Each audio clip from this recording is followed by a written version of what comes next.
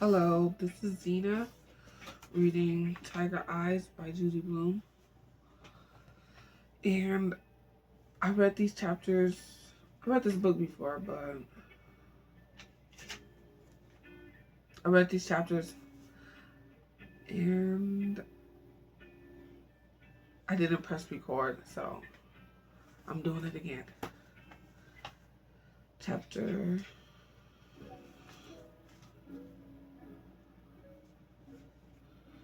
13. 2 nights before we are due to fly home, the phone rings. Walter answers it. It is Audrey, my mother's friend from Atlantic City. She probably wants to pick us up at the airport, Mom says, taking the call in the kitchen. But when she comes back to the living room, her face is deadly pale. The store's been attacked by vandals, she says quietly. They shot out the windows and the inside is a mess. They smashed everything they could get their hands on. Like, if you want to do something like that, steal the food. Steal the stuff. They just destroyed everything? That's sick.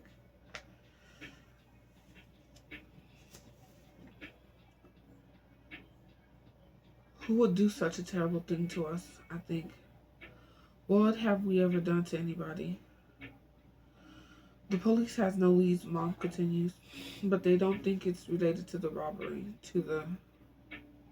her voice trails off. She manages to say, to the last time, before she covers her face with her hands.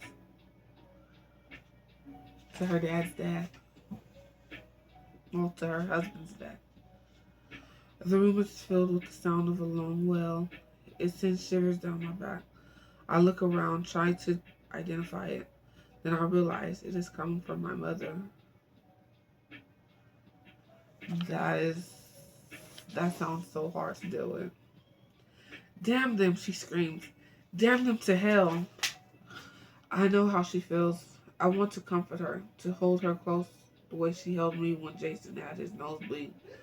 But she is hysterical now, raving and ranting around the room, pulling at her hair, screaming and crying, flinging aside whatever's in her way. Needle point cushions fly into the air.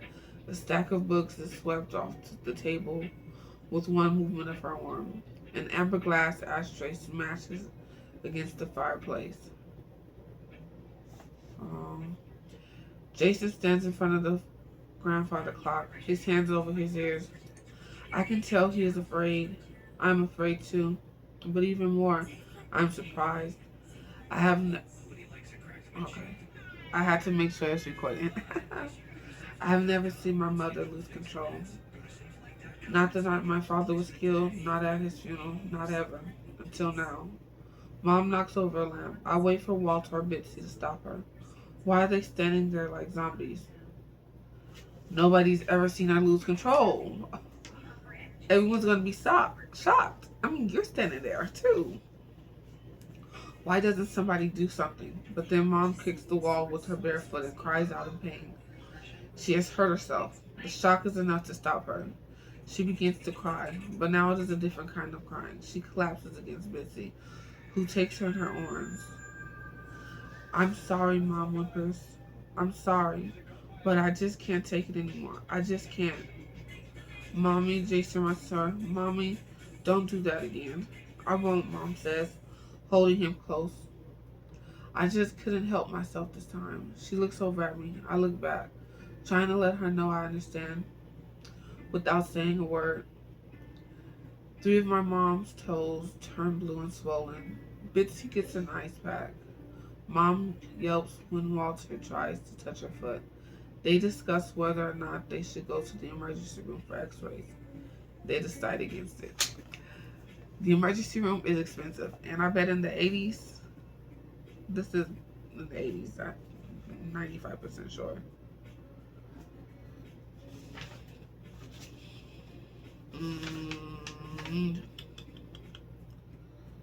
1981. In the 80s, yeah, this shit was sky high.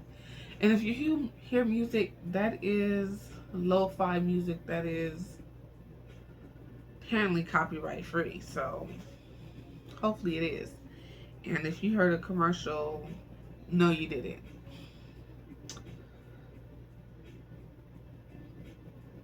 There's nothing to do for broken toes but tape them together, Bitsy says. She once took a first aid course and this is what she learned. Besides, Mama doesn't want to go. Sorry. Besides, Mom doesn't want to go. She's embarrassed.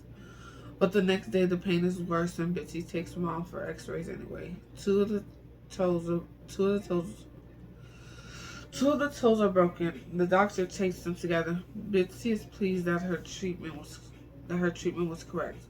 Mom hobbles around in a pair of old tennis shoes with a hole cut out for her toes. She can't decide what to do about the store. She can't decide what to do about anything. Walter and Bitsy convince her to stay a while longer. I'll take care of everything, Walter promises. Excuse me.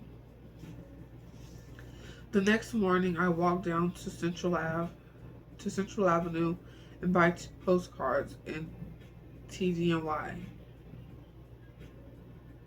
I don't know if I searched that up before.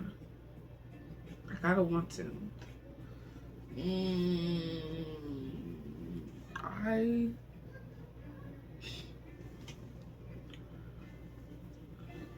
I don't see my tablet, and I'm using my phone to record, so let us write it down.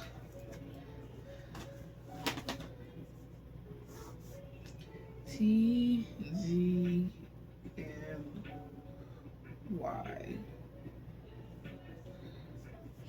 I'll search for that later. The next morning, I walk down to Central Avenue and buy 2 postcards in TGNY. One shows an aerial view of Los Alamos. Greetings from the Atomic City is printed across it. This one I will send to Linnea. The other photo is of Camel Rock at sunset. This one is for Hugh. I cross the street and go to the post office where I write messages on each of the cards. Hi, future scientist, I write to Linnea. And then I can't think of anything else I want to say to her. I can't think of anything else I want to say. So I'll write in big letters. Lots to tell you. See you soon. I address the Camel Rock card to Hugh and write, did you hear about the store? It's the last straw. I don't know when we're coming home now. I'm not sure how to take it, but I'm going to take it nonetheless. I mail the cards, then I remember that I haven't signed either of them. Oh well, they'll know they are from me. I decide to go to the library since it is next to the post office. I browse around, picking a book off the bestseller shelves, skimming it, then putting it back. I don't see anything I want to read. Nothing interests me. I'm having trouble concentrating, except on my star book. I'm able to memorize what I read in that. Outside, I pass a shoe store on the window, and in the window is a pair of hiking boots. They're on sale for $32.50, marked down from $59.95. I go in and ask to try them on. The saleswoman tells me they are very good. They are a very good buy, and I ask what size I wear. 8, I tell her. 8 narrow. She goes into the back room and comes out carrying a big box, which she sets down on the floor and whips off the cover and holds one boot up. Vibram Souls, she says, the real McCoy. Now, I did search out Vibram Souls before when I recorded this, and apparently that was like the bee's knees. I don't remember if it's still the bee's knees, but I don't plan on going hiking anytime soon, so I won't need to know if it's the bee's knees. I nod as if I understand, because I sure don't. When she sees that I am wearing my Adidas barefooted, she reaches over for a basket filled with socks. Yuck. I'm saying yuck, but I wore no socks with tennis shoes until I was 10. I just didn't want nothing on my feet. I didn't even want the tennis shoes, but I had to wear shoes to go outside. So I'll pretend like I put on the socks, but it doesn't matter. Let's see, she says, rummaging through it. We want to see how they fit with heavy socks. Wool would be the best. She stakes out a heavy gray sock. Put this on, dear, and we'll see how they fit. It is the same kind of sock Wolf was wearing. I pull it onto my left foot because I know that one is slightly bigger than my right. The saleswoman helps me into the boot. It is stiff. She laces it up and tells me to stand. How does that feel? She says. I can't tell, I say. I think I should try on the other one too. She looks into the basket for a matching sock. There is none. Instead, she hands me a pink knitted sock. I pull it on, wondering whose sock it was. I think about a girl my age taking off her pink sock to try on a pair of summer shoes, then forgetting it. Maybe that's how it wound up in the stray sock basket. I wonder if they wash them. I don't think they do. I get up and walk around in both boots, feeling as if my feet are encased in cement. You have to break them in, the saleswoman says. Wear them around the house, wear them to school, and get them nice and comfortable before you wear them hiking. She won't listen. I turn around in front of the mirror. A terrific buy, she tells me again.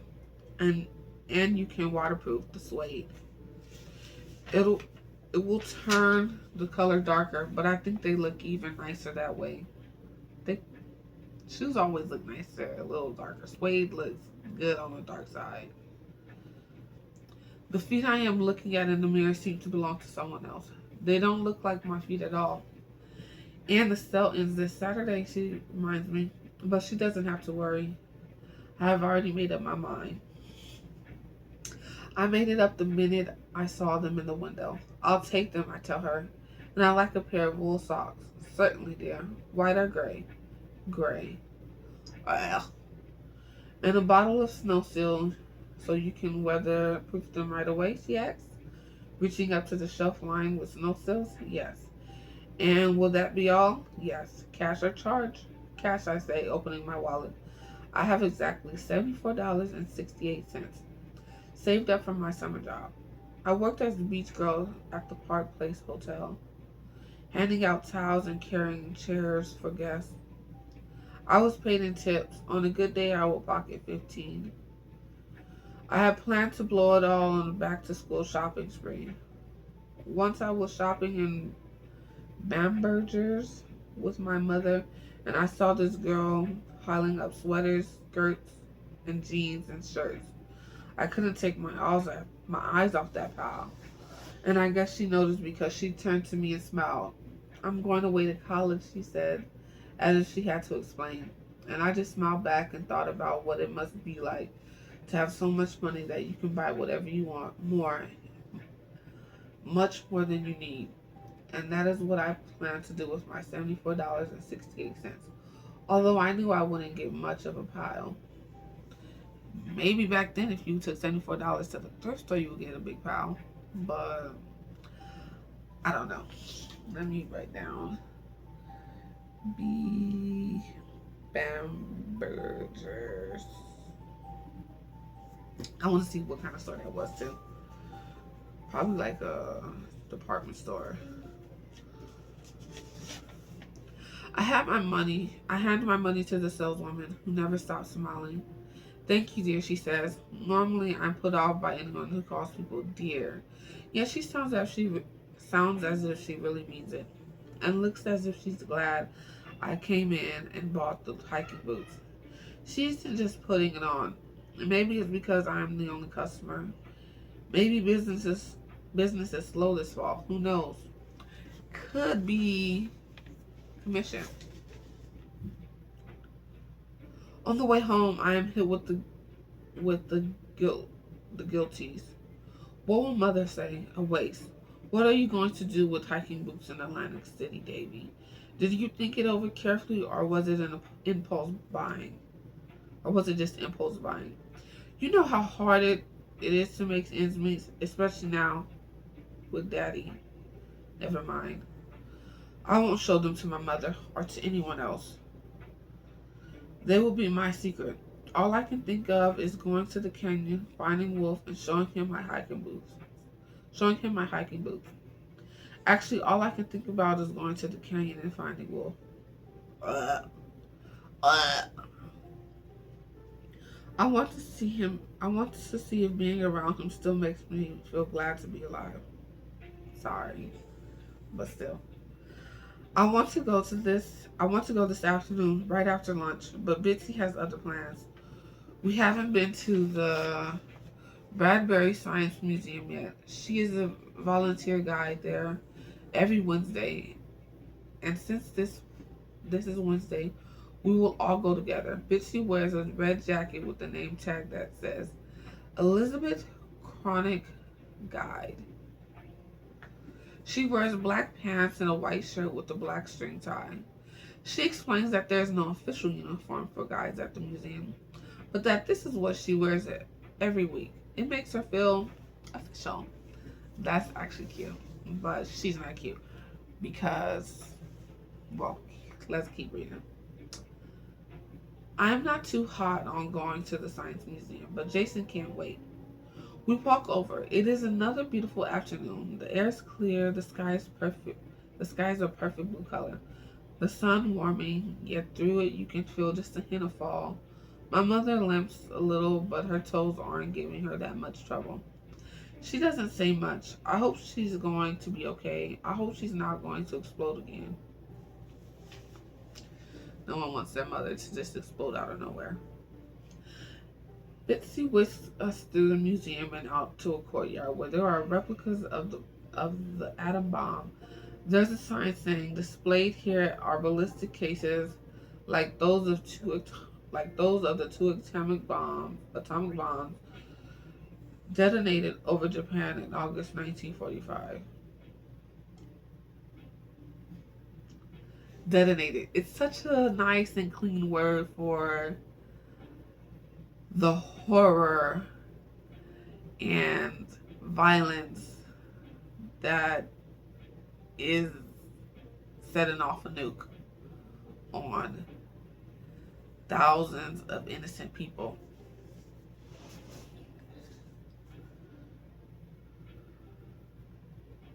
The only atomic weapons ever used in warfare by Americans.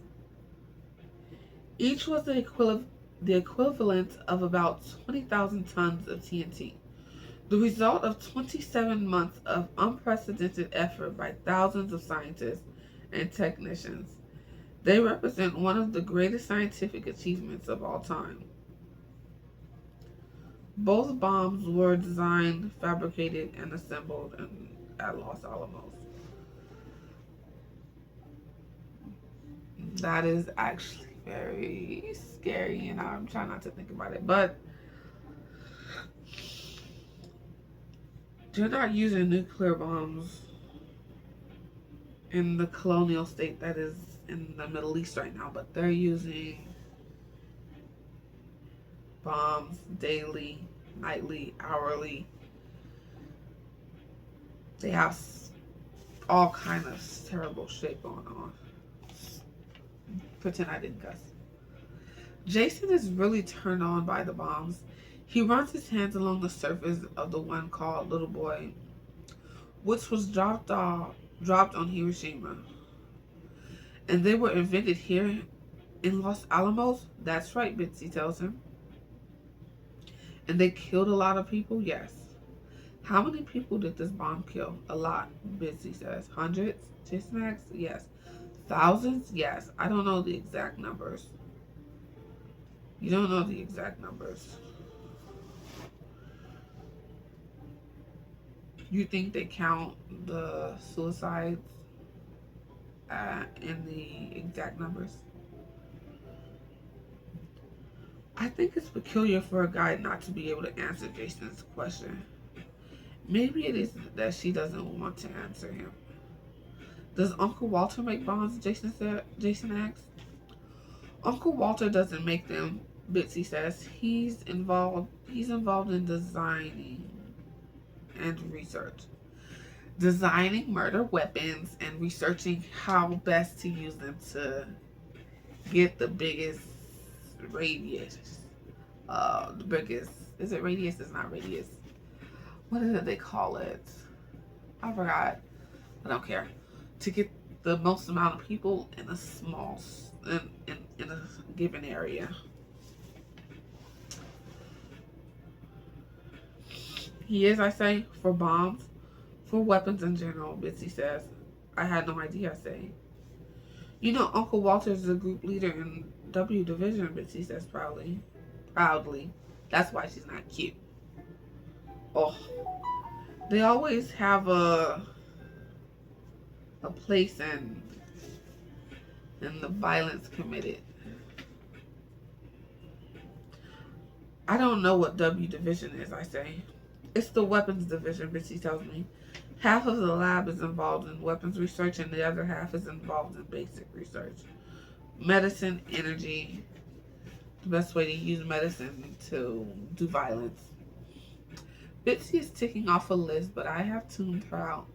I'm thinking of Walter instead. I can't picture him designing bombs. I always thought a person who designs weapons should be hard and cruel. A kind of wild-eyed mad scientist, intent on blowing up the world. But Walter is so ordinary. I just can't get over the fact that he is someone involved in building bombs and killing people. They often look ordinary. They often look like you and me, the people most capable of violence. Like, it could be just a guy you see on the street. And a tourist couple asks if they can take a picture of Jason standing next to the replica of the bomb called Fat Boy, the bomb we dropped on Nagasaki. Jason poses and smiles. Jason is also 7, but I guess it starts young. That night, while we are having dinner, my mother develops an intense headache. It's been coming on all day, she tells us, excusing herself from the table. Maybe that is why she was so quiet in the museum this afternoon. She didn't say 3 words. I think I'd better take some aspirin and go to bed, she says. You'll feel better in the morning, Bitsy calls out to her. It's probably just the altitude. The altitude is Bitsy's excuse for every problem. But I'm not thinking of my mother or her intense headache. We can tell. I am still thinking about Walter. I look at him differently now. I feel myself tensing up, growing more hostile towards him by the minute. As if he can read my mind, he leans across the table and says, Davy, what's wrong? You're a murderer? Anyways, nothing, I managed to say. Oh yes, he gives me a scrutinizing look. I can tell. Something is wrong. Well, I began. It's just that I can't believe you design weapons. Oh, so that's it. Yes, I'm surprised. It's my job, he says, and I do it as well as I can. Couldn't you find another job, I asked? That's not the point. What is? We're in this business to design the best weapons we can, so that no one will ever think they can win a war against us.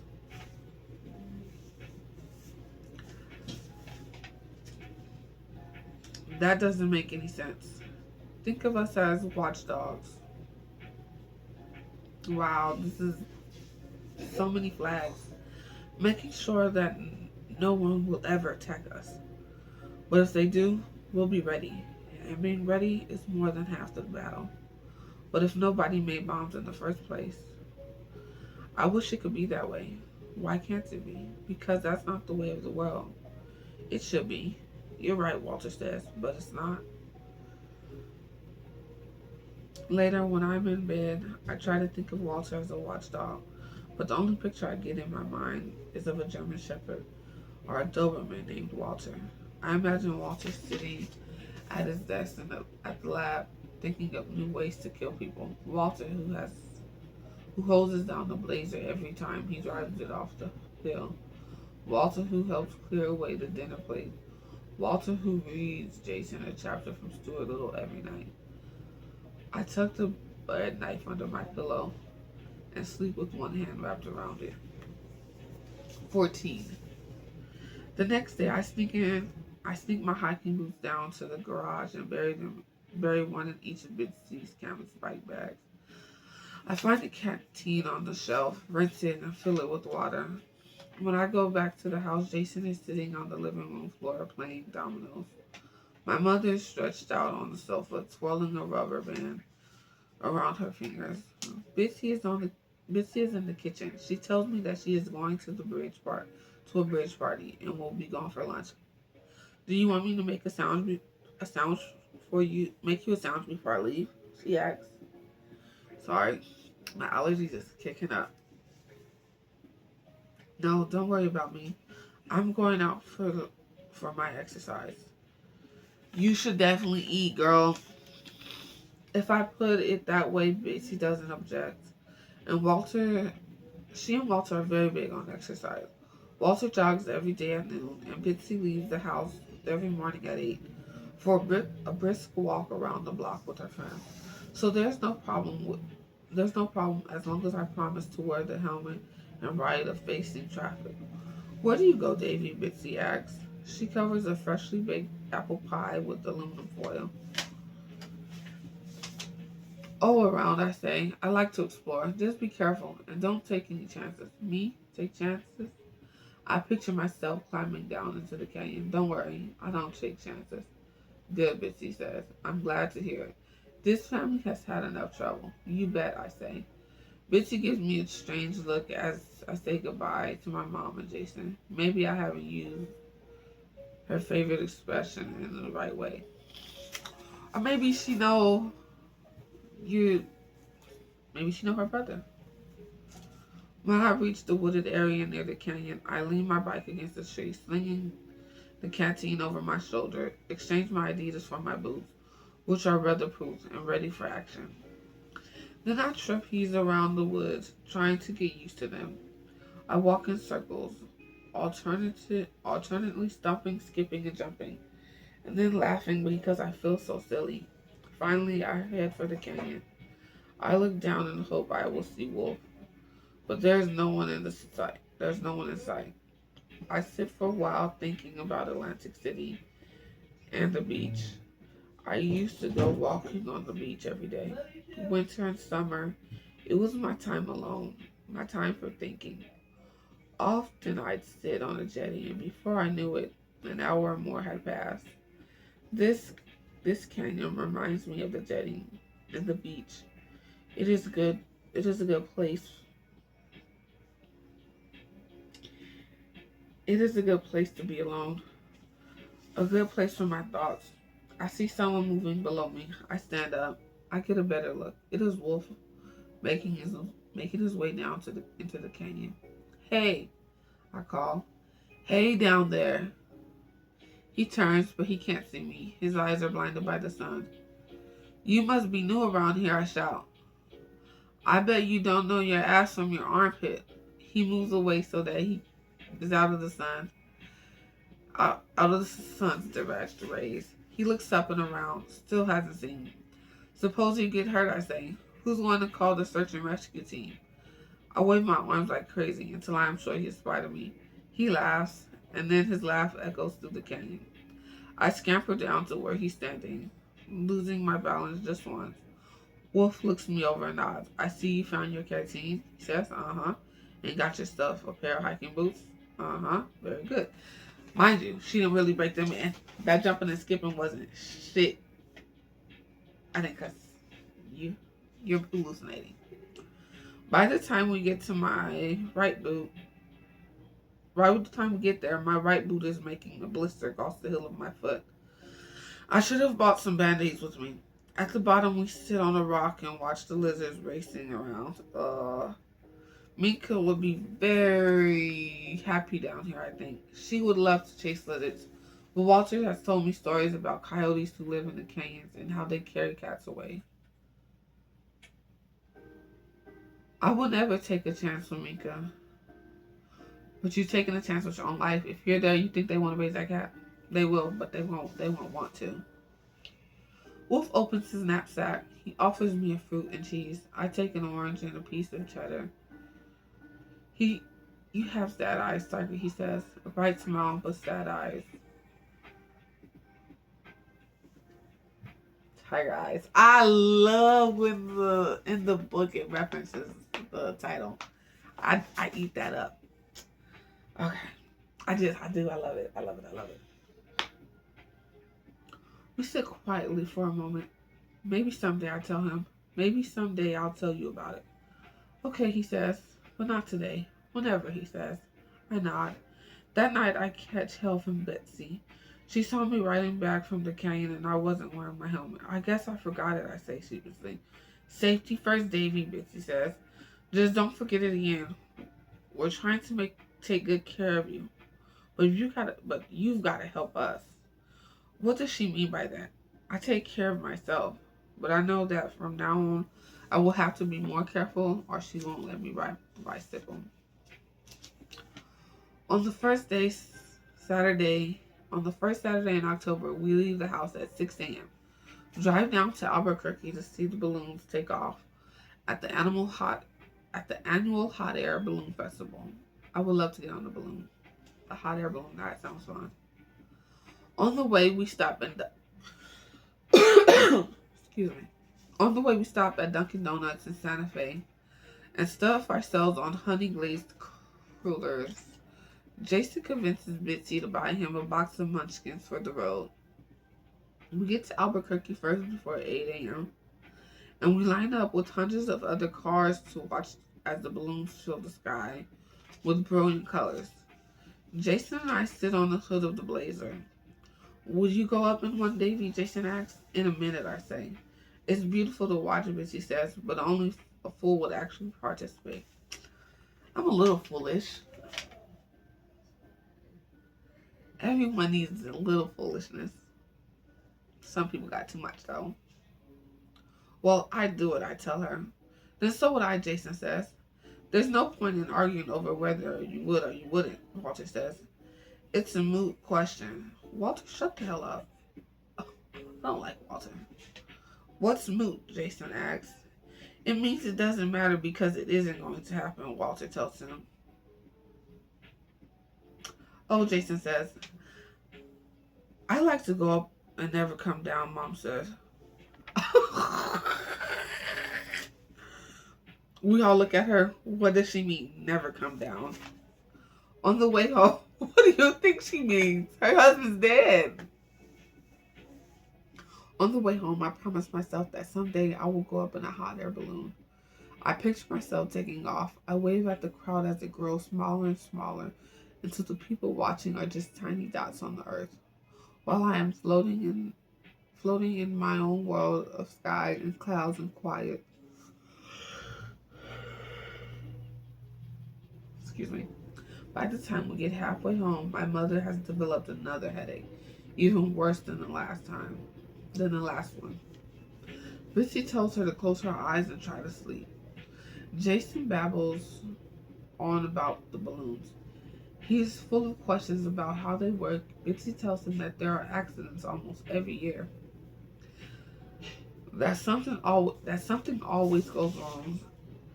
I read the paper carefully all week, and if anything has gone wrong with one of the balloons, I can't find a story about it. You get headaches from crying so much and from trying to hold in your crying. You're holding your tears. It's like, that's like a proven scientific fact. Don't ask for a link. My mother has 3 more headaches in a row. She says they come on suddenly, like a blinding white light piercing her eyes. After the 3rd one, Bitsy Walter takes her to the doctor, who recommends a specialist. The specialist believes that the headaches are caused by tension, by anxiety, by depression. He is sure that they are not your usual migraines, although the symptoms are the same. One night, I am sitting up in bed reading the current issue of People magazine. I had to buy it on the side and sneak it up to my room. Walter considered it trash and wouldn't think of having it copied in his house.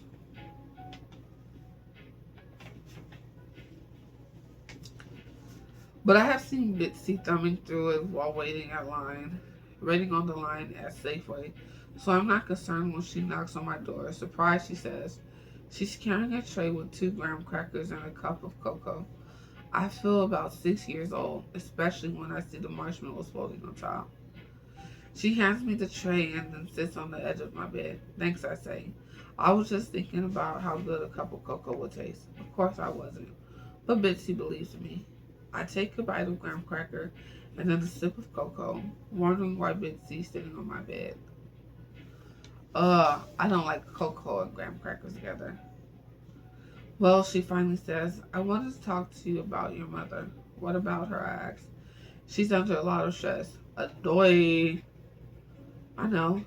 And Walter and I don't think she should leave until she's feeling better. I don't say anything, so Bitsy continues. We feel responsible for you. We can't send you and Jason home with Gwen this way. She's in a daze. It's all beginning to hit her now. She needs the time to mend, so we'd like you to stay a while longer. Bitsy's explaining about my mother as if I am going to give her a hard time about going home. The truth is, Bitsy is right, and I know it. We can't go home with Mom this way. Who will take care of her? What would I do when she gets one of her headaches? Jason is anxious to get back to school, Bitsy says. So tomorrow I'm taking him over to Aspen. It's a very good elementary school. All of our schools are very good. Do you know we have more national merit finalists than any other city in the country? Jason likes to go to school, I say. I think it's a good idea for him. And then I'll take you over to register at the high school. I snap to attention and almost spill my cocoa. I don't want to go to school here, I say. Why not? It's a very good school.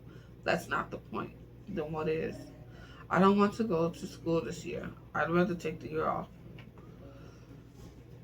Education is important, Davy. Okay. Oh, Davy, you can't do that. I don't see why not. I'll study at home. I'll learn astronomy. I can keep up. I know I can. I've thought about it. I've thought about it all. I've thought it all out. And I'll help around the house and I'll babysit for Jason. And you have to go to school, Bitsy says. You've missed more than a month already. I can tell her, I can tell that her mind is made up, that I have no choice. So much for my fantasy. Um, in the 80s, yeah, they didn't have no child left behind.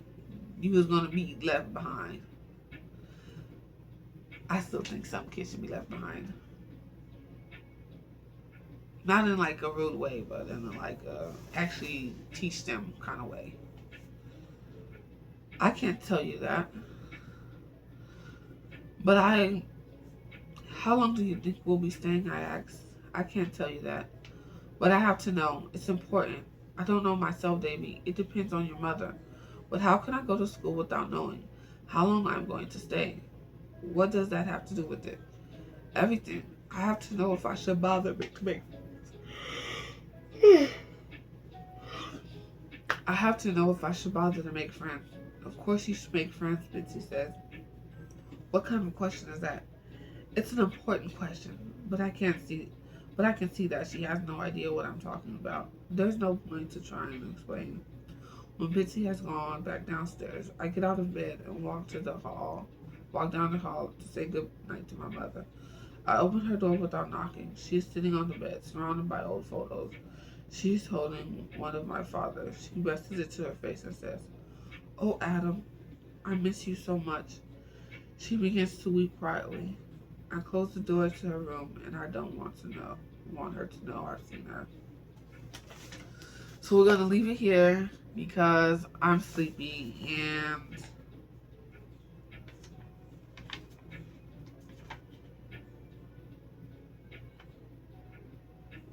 I'm sleepy. I don't know. I don't think I could just leave my mom to cry like that.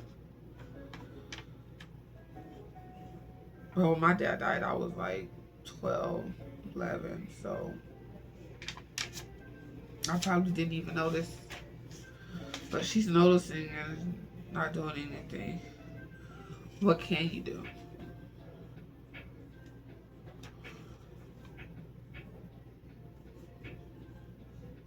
Well, it is, what time is it?